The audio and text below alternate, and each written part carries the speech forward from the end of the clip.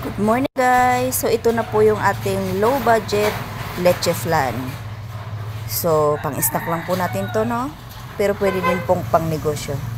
So meron tayong 10 whole eggs. Po tayong evap 360 ml, condensed 380 ml, and then 1 teaspoon of vanilla. Mix lang po natin yung egg, no? Sige. Mix the egg. Yung 1/4 cup ng sugar. Sabay-sabay na natin. Itong condensed na 380 gram. Ang ating evap na 360 ml. Ito po ay pang-snack lang natin, pero masarap. And then 1/2 teaspoon ng vanilla. Yeah. Okay, mix na.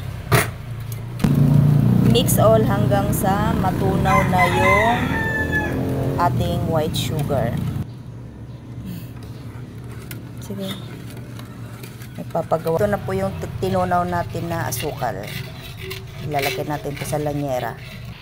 Okay, meron na tayong nakahandang steamer. Maya-maya ilalagay na natin.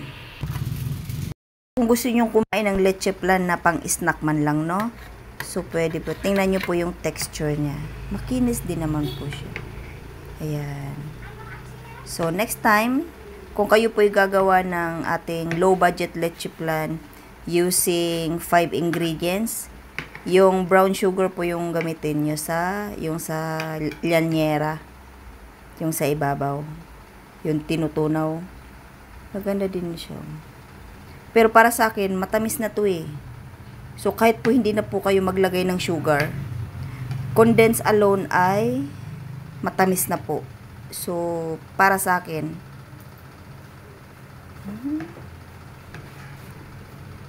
so firm yung ating leche flan. So, makapag-snack na. So, makakapag-snack tayo using our low budget leche flan.